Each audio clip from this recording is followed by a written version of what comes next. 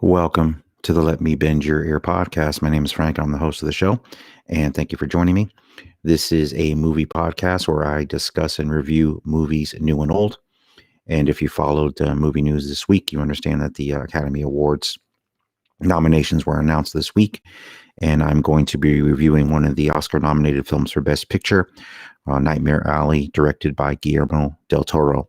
But before we get into the review, let's get some house cleaning out of the way. This is the Let Me Bend Your Ear podcast. Again, this is a movie podcast where I discuss and review movies new and old. I am Frank, the host of the show.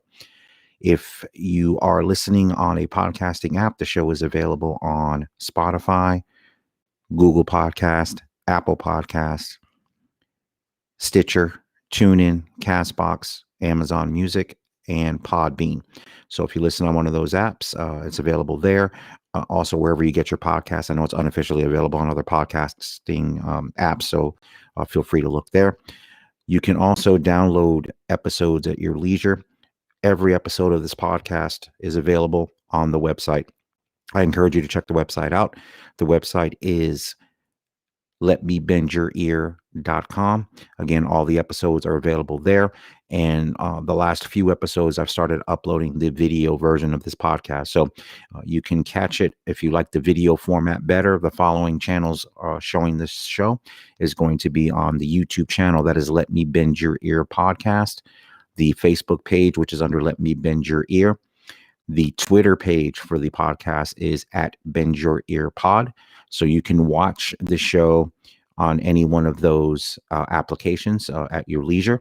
I would ask if you don't mind subscribing to the YouTube channel and liking the Facebook page and also following on Twitter. I'd appreciate that. As this is an independent podcast, that's the biggest way I can grow the show and get more fans to engage. And also, if you do see my posts, especially on Twitter, on any of the shows that I broadcast, if you can retweet and share those, that's another great way to help the show. If you do listen to this podcast on a podcasting app, Apple Podcasts, Google Podcasts, wherever you listen to it, if you can rate and review the show, that's also extremely helpful. If you can give it a 5-star review, that'd be great, or recommend it to friends. The reason that you'll hear a lot of podcasters, big and small, ask for that favor is the more ratings and reviews a podcast receives on a particular application, when people are seeking out new movie podcasts, the more ratings and reviews are present there, the higher the show is elevated in search results. So if you could do that, I would really appreciate it. Again, I am a small independent podcaster, so obviously word of mouth and ratings and reviews are the biggest way that I can help grow the show. So again, welcome to the show. I hope you enjoy this review tonight. Check out my latest episode before this one today. I've got up there The Tragedy of Macbeth, the latest film directed by Joel Cohen, starring Denzel Washington, Frances McDormand. Very, very good film. Check out my review. That's on the episode right before this one. So let me get into my review of Nightmare Alley. So Nightmare Alley is co-written and directed by Guillermo Del Toro. Now, he's been around for quite a long time. He's directed films for probably over 20, well, actually, probably longer than 20 years. Some of his best-known movies are, he directed Blade, the second Blade film, I believe. He also directed one of my favorite movies, Pan's Labyrinth, which is the first Guillermo Del Toro movie that I've seen, and actually the only one I've seen. And I'm a big fan of that film, and I'll review it for another episode of this podcast. It came out, I think, 2004 or 5. I have to look. I didn't look that one up, but fantastic movie, very inventive. If you know Guillermo del Toro's work, he's very visually inventive, a lot of kind of darker themes. He kind of reminds me of a modern day Tim Burton, in the sense that he deals in kind of darker themes, supernatural themes, kind of a skewed vision of film. So this movie, Nightmare Alley, is Guillermo del Toro's follow-up to his Oscar-winning Shape of Water, which I have not seen. That's a movie that I intended to see. I just never got around to doing it. So that's another one I'm going to have to watch and review for the podcast, because I know it did win Best Picture, and he won Best Director for that film. And in reading reviews of the movie after the fact and in the intervening years, that seemed to have a pretty polarizing response. It was kind of, people either loved it or hated it. Just kind of, there was no in between with The Shape of Water. So I'll definitely revisit that. But this film, Nightmare Alley, is his first film since that Oscar-winning film, and stars Bradley Cooper. Actually has a very outstanding cast. So let me get to the cast first on this. Uh, the cast is led by Bradley Cooper, actually, who came in after Leonardo DiCaprio dropped out. He was initially going to be cast in the film and act in it, but he ended up dropping out, and Bradley Cooper stepped in. You've got Cate Blanchett, Toni Collette, Willem Dafoe, Richard Jenkins, Rooney Mara, Ron Perlman, Mary Steenburgen, one of my favorite actors, David Strathairn's in it, and that's just a part of the great cast that's in this film. So Nightmare Alley is and I've heard Guillermo Del Toro in a couple of interviews. I actually listened to him on an interview this week in preparing for this podcast. It's a film noir. So I am a big fan of film noir. So if you're familiar with that genre, of course, there's some tropes that are very common in film noir.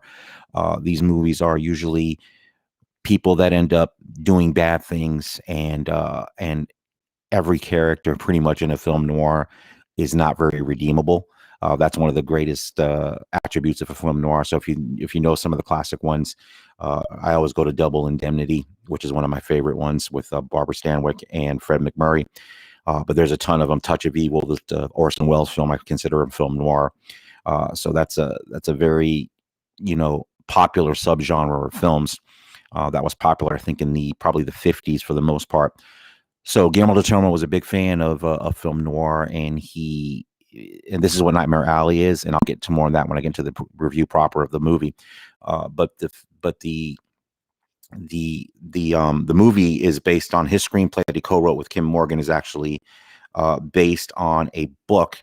This book was made into a 1947 film with Tyrone Power, but Del Toro confirmed that he really based his screenplay on the 1946 novel of the same name, Nightmare Alley.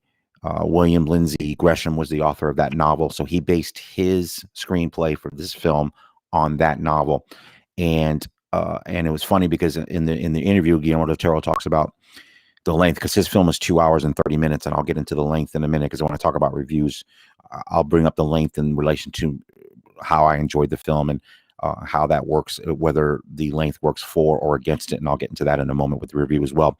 But it was interesting to hear Guillermo del Toro talk about that, because one of the things he was concerned about was he knows that he's been on the record of saying that any movie, which I find funny, he goes, any movie that's above 2 hours, you should be able to tell a story within 2 hours. If it's going longer than that, then it's probably not good for the movie if it's over 2 hours. So of course he said, but saying that the book, I believe, I haven't read this book that the movie is based on, but apparently the book is very dense, and he called it a saga. So there's a lot going on. And he said if he were to put the screenplay on the whole book, it would have been hours longer. And actually his first cut of Nightmare Alley was 3 hours. So he knew he had to cut that down, and he cut it down a half hour to 2 hours and 30 minutes. And that's, he felt, as passionate as he is about keeping movies at 2 hours, he understood that if he cut any more than that, then it would really cut into the characterizations of the characters in the movie, and it would really hurt the movie. So he cut it down as much as he felt he could, down to 2:30. So that's really how that goes. So that being said, the plot of Nightmare Alley is pretty straightforward. So Bradley Cooper is a carny named, let me pull up his character's name,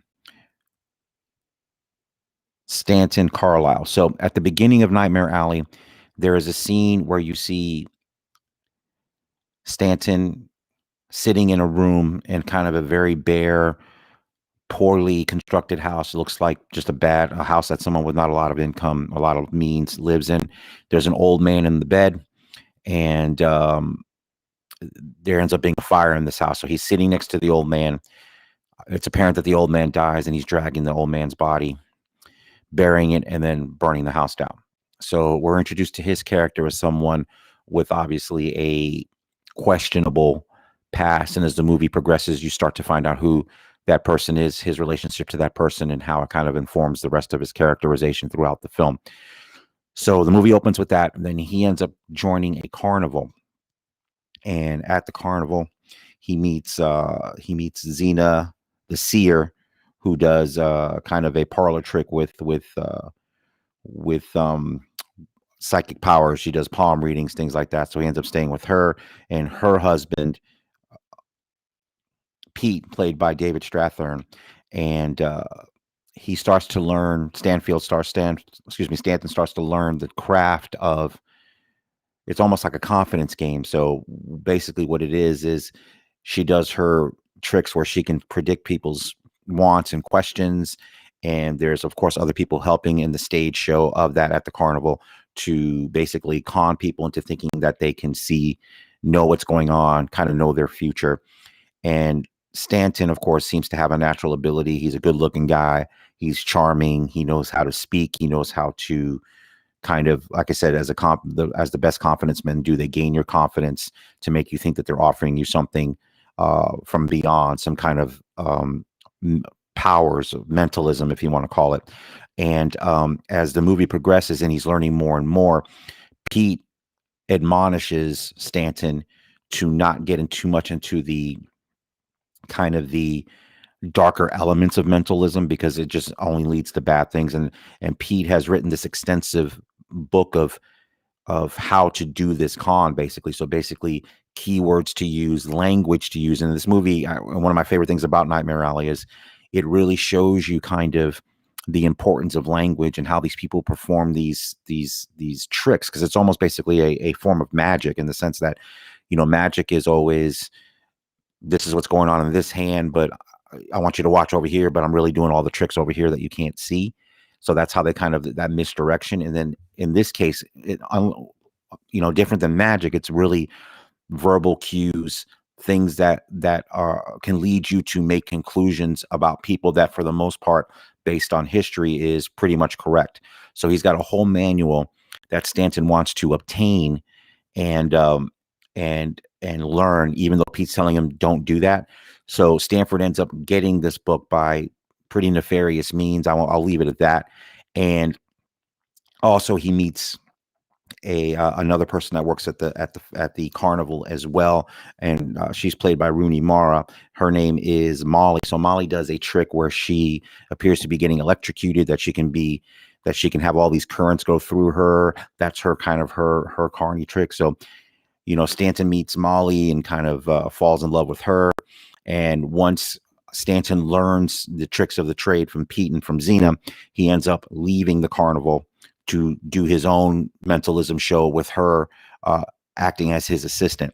So then the movie flash forwards 2 years later, and Stanton has become very successful at this mentalism show. So he performs it for all kinds of people. They're making all kinds of money. Molly and Stanton are married, and they're very successful. So as the success continues, Stanton then meets another woman who is a psychiatrist who has a client that wants to use Stanton's services. So the doctor's paid by the great actress Cate Blanchett, who's fantastic in this movie. So she's Dr. Lilith Ritter. So there's an attraction between Dr. Ritter and Stanton, and she wants him to see her client to help him out. And in doing so, it gets into the darker elements and kind of the film noir things that you see in those classic kind of film noir movies. Now, I know Del Toro actually shot a black and white version of this, which I think has been released limited in theaters. I'm sure this movie will look beautiful in black and white. I mean, one of the things in any Guillermo Del Toro movie is visually it looks beautiful. So you definitely are. The production design is fantastic. The costumes are fantastic. So visually the movie is very striking. So in the client that he sees is played by Richard Jenkins, another great character actor, is Ezra Grindle. So he wants to, he's lost his, he was married and he had a young girlfriend that he wants to talk to and see again. And he wants basically Stanton to bring her back. So obviously Stanton can't do that, but he comes up with an elaborate scheme to get him in that direction, of course, using Molly as a stand-in for his girlfriend. But then as the movie progresses, you just find out some darker things about the character. And what you find out about Stanton himself is that he'll do anything for money. This becomes, his downfall is his greed and his ego to to get more powerful, to get more money, and to be, happy in that sense. And of course that causes a strain between him and Molly as well. And also there is another client that he runs into, and his wife, the client's wife, is played by Mary Steenburgen, who's great as well. So she is Mrs. Kimball, and he does a reading for her regarding their son, who has committed suicide. So she talks to Stanton. Stanton says how her son, loves her and always has loved her, and they'll see them in the other side. And that reading ends into some consequences down the road in the film as well. And the second half of Nightmare Alley the whole movie's great. So let me start there. The introduction of the characters, and I haven't even mentioned Willem Dafoe, who's the head of the carnival. He's great. Like I said, there's a cast of just great actors. The acting is uniformly fantastic through the movie. And like I said, the first half of the movie is the setup, him going to the carnival, him learning the tricks of the trade. And then it leads into the second half of the movie after he leaves the carnival with Molly and goes on his journey as a successful mentalist. And like I said, it is definitely a film noir. As I stated at the beginning, as I explained, the tropes are there. So you have pretty much every character is questionable. Even Molly, who you would think is kind of more pure than the rest of the characters. Obviously, she goes into the con with him willingly because she loves him. But Stanton is the one really the darkest character. And then, of course, Cate Blanchett, which I'm not giving anything away if you've read any reviews. I mean, she's the femme fatale. So, of course, another trope that distinguishes film noir is the femme fatale. So, of course, that's the female character in these movies. Like I said, with Barbara Stanwyck in Double Indemnity and Cate Blanchett in Nightmare Alley, is they tease and tempt the lead character and usually lead him down a road to ruin. So that's usually how that works. So you take that as it may, but Cate Blanchett is, as always, is fantastic, and she's great in this role as Dr. Hiller. So again, it's a fantastic film all the way around. The length. So let me get back to the length. The length is 2.5 hours.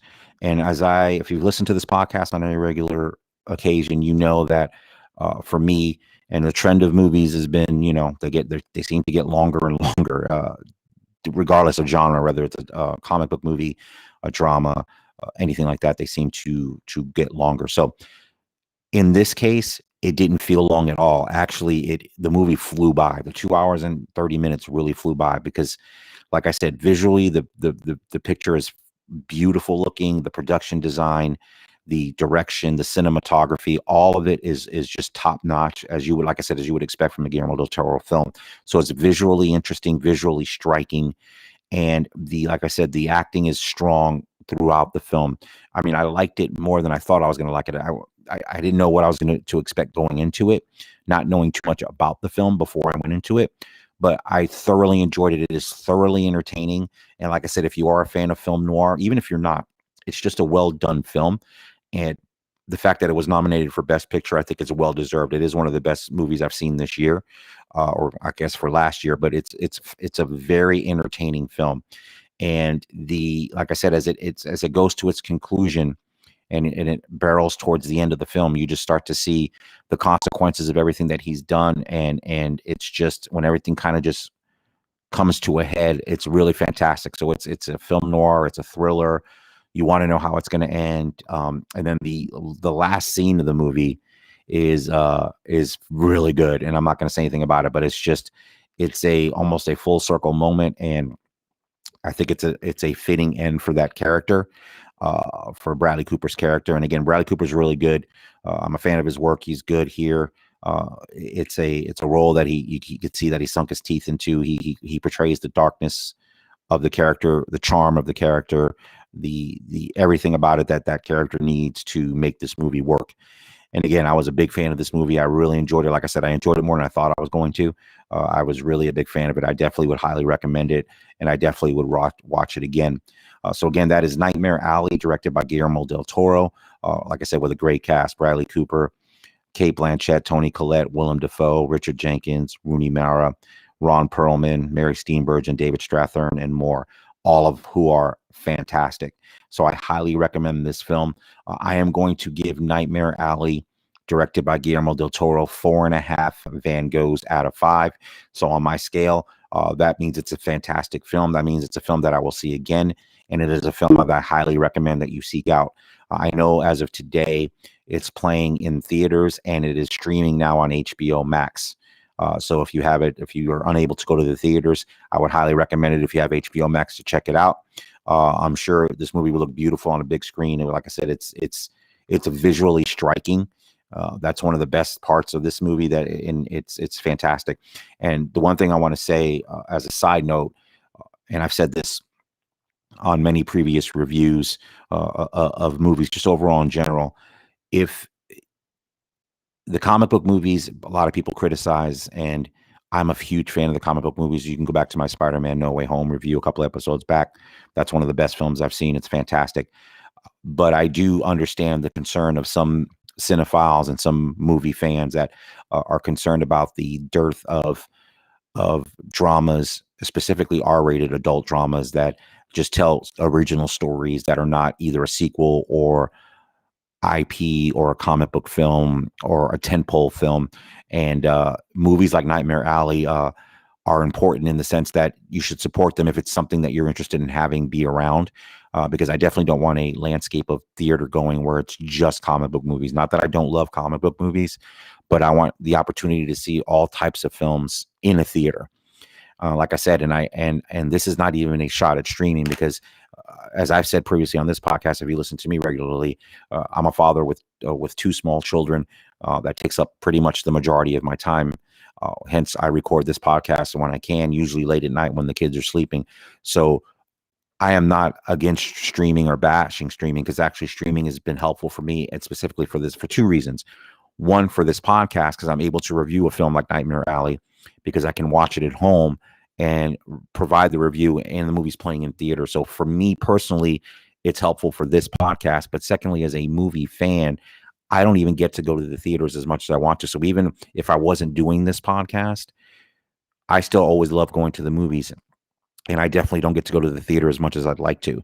And the fact that I'm able to see big budget films by great directors at home, whether it's something like, and I'll probably review it in the next couple episodes, another Oscar nominee, The Power of the Dog, directed by Jane Campion, which is on Netflix, or The Lost Daughter, directed by Maggie Gyllenhaal, or Coda, or any other of the Oscar nominated films. I've already seen Don't Look Up. I haven't decided I'm going to review it for the podcast, but I have seen that movie as well. Also nominated for Best Picture, also on Netflix. So the streaming model has helped me as a podcaster and as a movie fan, and it's been very helpful for me as someone with a limited schedule to get out of the house to go see these films. So I am grateful that I have the opportunity to watch these movies. I always kind of compare it to I'm an 80s kid, so that was the boom of home video. So me being a teenager in the 80s, it's again, I'm a beneficiary of fortuitous timing.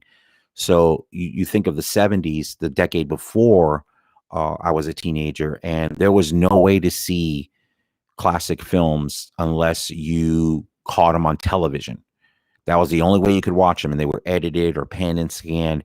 So I was born at the right time for becoming a movie buff, in the sense that in the 80s, when I really started to develop my love for film, it was at the time that home video was booming, and a lot of films I was able to see that developed my love for Orson Welles and Citizen Kane and the Magnificent Ambersons, and a lot of his films, Touch of Evil, The Trial. Like, I became a movie buff because I had the ability through home video to see classic films.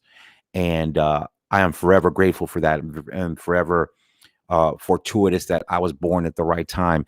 And it's funny because that really is hammered home for me now, because I'm a kid that's known cassettes and vinyl, but can embrace the technology. That I get to see both eras of that is fantastic. And now, like I said, to my point about streaming, Streaming is, I'm very fortuitous where I'm able to see films that I would normally not be able to get out and see, not because I don't want to see them, but because either they're not playing because they're smaller, limited, lower budget films that may not be available, or I just don't have time, even if they are available.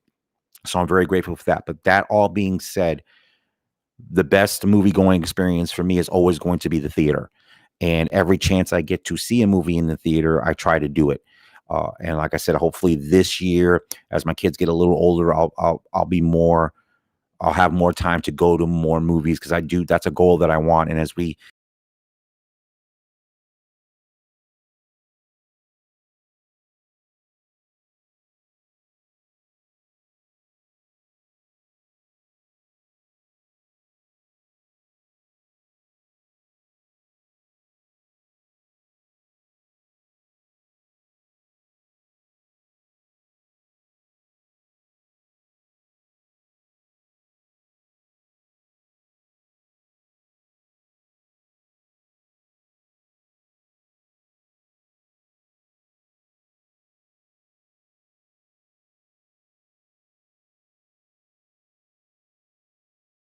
get to tail end,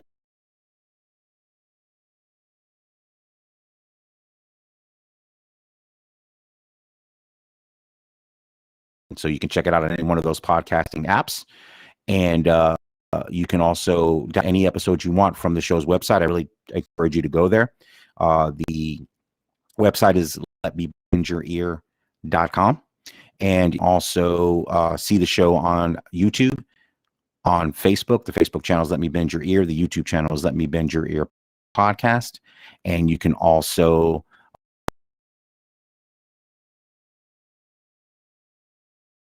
watch the show on the show's Twitter page get notifications every time the show goes live. And you can watch it live if you want, or you can watch it later at your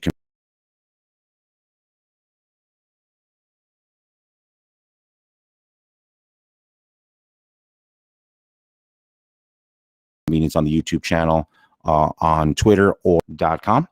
Again, that's bendyourearpodcast@gmail.com. So again, this review is Nightmare Alley. A great film. I highly recommend it. It's a lot of fun. Great movie, great performances. Again, 4.5 Van Goghs out of 5.